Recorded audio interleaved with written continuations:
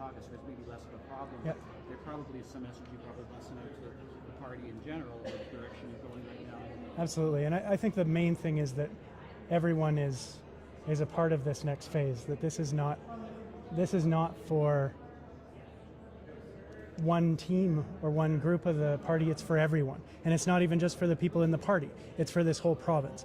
And that means that invitation has to be so wide open that we're making sure that everyone in the New Democrats feels a part of the next phase, but also that we're broadening that to invite more and more people to share their ideas and their concerns. Yeah, we're sharing those ideas. Just talking to some of the Trent supporters, they were whether if you want maybe a less electable message than what Trent would be putting forward. Just what do you have to say to those party members who are a bit skeptical of your platform come 2020? Yeah, well, I guess the electability test we tried out a year ago in Meewasin, and that worked okay. And now I think the next test is, are we going to be able to put out a vision that separates us sufficiently from the Sask party so that we really can be electable. I don't think we'll be elected by downplaying our ideas. I think we'll be elected by putting forth a vision that really excites people. And what do you do to try to promote that vision in rural Saskatchewan? Because of course in those 3 recent by-elections, pretty big victory margins for the Saskatchewan party. Coming from rural Saskatchewan myself, and having spent a lot of time in rural Saskatchewan in recent months, I think there's a real opportunity for us to be out there. There's a sense out there that the Sask party has taken people for granted. And while maybe those by-elections didn't go the way we wanted, we saw our vote count increase. And absolutely, I've seen in the last few months our numbers of people attending events, getting involved when the NDP's in town has grown considerably compared to 2013 or 2009. But what are you going to do to appeal to those rural voters if you still did get votes in those by-elections? Sure. So one of the things that we did during the campaign was put out a rural and agriculture policy. And I think that's something that we need to build on. Have a rural issues caucus within the party that's very active and is out there listening to people, hearing what's on the doorstep on Coffee Row, what are the concerns. And then in our platform coming forward, that we make sure that those concerns are reflected front and center, that the ideas and the challenges of rural Saskatchewan are addressed by the offer that we're making to the province. How problematic is the carbon tax and other issues, particularly in rural Saskatchewan? Obviously, the government keeps raising it, and I wouldn't be surprised if it adds up right now. One of the things that was really interesting to me in this race was how many people in rural Saskatchewan talked about climate change. How many farmers talked about the way their growing season has changed? How many talked about the changes in moisture? This is a real and pressing concern everywhere in the province.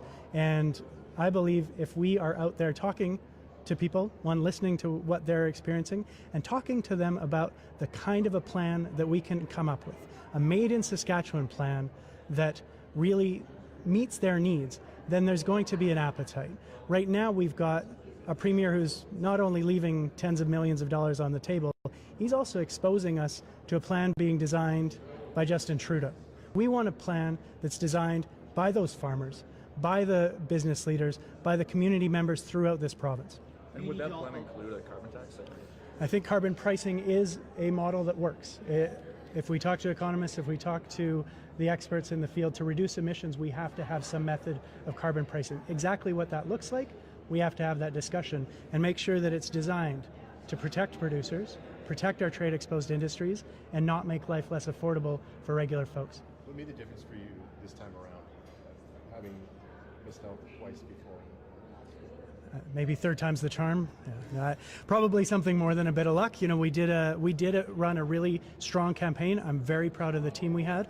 I also think it made a big difference for people to have seen me in the legislature for a year and recognize that I was someone who was electable and competent in that area, and that allowed them to say, well, I like his ideas and he can win. How encouraging is it for you to have 55% of the vote and to get that huge turnout? I think it is encouraging, especially that turnout. How much was the Sask party turnout? It was in the 50s, and ours was in the 80s. That's really exciting. That says our voters are engaged and motivated, and I still think that was a pretty close race. But it is good to know that it wasn't 44 votes. It wasn't something super slim. People know that that was the decision of the party, and I think everybody on our team is ready to move forward working together. I noticed you were hanging in the back a little bit before the announcement. Why did you decide to stay in the back before the announcement was made? During the... Just when the final announcement was made, some of the people were up in the front and you were kind of Trent was sitting in the front Yeah. row, like right near the stage. Oh, just before the numbers were announced? Oh, that's where they told me to be. That's where they told me to be. That we knew what the answer was. We had already been told to be able to be prepared and know which speech we're grabbing, and the party asked me to come through that door. You pitched a new approach to politics. How dramatic of a shift are we going to see in the way that the NDP operates in the coming days, and how soon will we see that take place? I think we're going to start by having those conversations with the caucus and the team and talk about how we bring forth some of the ideas that were discussed in this race. How do we make sure that this is a party that is democratic and we give more opportunities for the members who are so engaged to influence the direction? And how do we get moving quickly to talking about the ideas that will excite people, that we move quickly beyond opposition. Obviously, we have to continue the work of pointing out the flaws of the Sask party, but we also need to not wait until a few months before the next election, but start already to articulate our vision in a clearer way. During this, you didn't take any corporate or union donations. That's something that you kind of talked about with that. Are you going to keep that promise moving forward, say, when the next election comes around, or just starting fundraising? And we've talked about this already. As long as the Sask parties continuing to gather those donations, we need to get every source of funds we can to be able to fight a fair fight. So we will accept union donations during this next race, but as soon as the first bill, just like Notley, just like Horgan, the first bill that we would put in place is eliminating corporate and union donations. You mentioned union donations. If a corporation came knocking saying, hey, we want to throw a bunch of money into your election bid, would you take it? And we'd have to look really closely at what company that was, why they were doing that. I think that's one of the things that's really been missing in the analysis of what's going on, is what's the rationale between why those donations are being made? What do people expect out of them? What do you have to say to supporters that are maybe too worried that you're too progressive or you're too left in order to gain traction with, say, rural Saskatchewan voters or voters in general? I think that left-right stuff is pretty superficial, and it's a bit oversimplified. What I think the big difference is between the ideas I'm bringing forward and what the Sask party's been doing is the difference between short-term thinking, continuing to have crises and try to mop them up with quick responses, selling things off, or cutting deeply in health and education, versus long-term thinking, where we're identifying what are the investments that we can make that grow the economy and help people. What role do Cole and Trent have? What do you have in mind for them going forward? I haven't had a chance to listen to them and know what role they want. My commitment is to have those conversations with those two, but also the rest of the leaders in our caucus, and really come together around what's the best configuration, best formation for us to be successful in the House and, more importantly, across the province. What success look like in 2020 for you? Does it necessarily mean winning the next election, or do you have a minimum goal in mind in terms of number of seats won? We're in it to win. We cannot allow the Sask party to continue to do the damage that we're doing. We can't allow ourselves to miss the opportunities that we have. This is a crucial election for us. Does that mean compromise in terms of some policies that might be long-term goals for yourself or the party in order to make it more palatable in place? I think we have to, what I've said before, and I think this is the key, is we do have to have that vision, but we also need to be really clear that we know how to achieve the things that we want to do. That it's not enough to just say, here's our plan, or here's our dreams, but also here's our plan. Here's how we'll pay for it, and here's how we'll prove that we're ready to govern. I think if we are putting forth a credible alternative, then people are going to be really interested in that. You're going to be heading into the assembly here very shortly. Yep. We're still, as opposition leader, we're still going to see the same soft-spoken style on the House floor, which can get quite chirpy at times, as you know. That'll be fun to learn as I go. I think that the chance that I've had to be in the opposition so far has allowed me to push the Sask party really hard, but do so in a way that is, I suppose, dignified or not so. I'm blanking on the word that I would choose. Not excessively confrontational or personal. I'll continue to push on the issues and not give a single inch on dishonesty or decisions that hurt this province. But there's no need to do so in a way that's offensive. What's your priority issue going into the spring session? We're going to have, that's a great question. That's a great question. Let me think for a sec. Going into the spring session, We've got a new premier, also got a new opposition leader, a new speaker, and a new lieutenant governor. A lot has changed.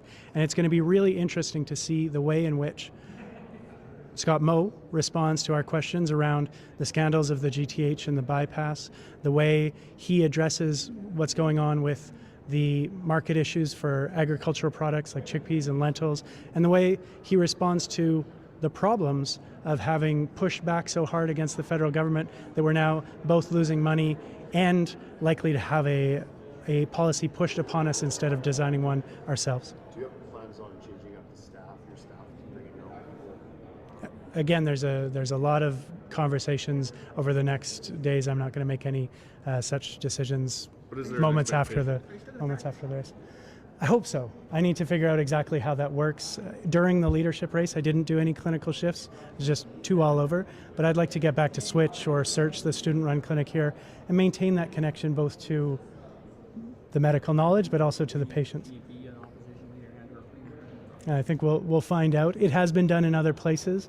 I wouldn't be doing more than, say, a few hours a month just to stay connected. Going back to your priorities, what you listed off is pretty much what the NDP have been saying for the last number of years, and you've just campaigned on doing something different. So what exactly is going to be different and new? Yeah. So I think what we're going to see right away, we're going to focus on which are the issues that we can address the Sask Party's problems, but very soon you're going to start to see us talking more and more about what we would do differently. When we see this next budget come out, if it's another austerity budget, we're going to be focusing very hard on what cuts are there and what the alternative measures would have been to maintain those services and make better investments in our future. Thank you. Thanks. Thanks, everyone.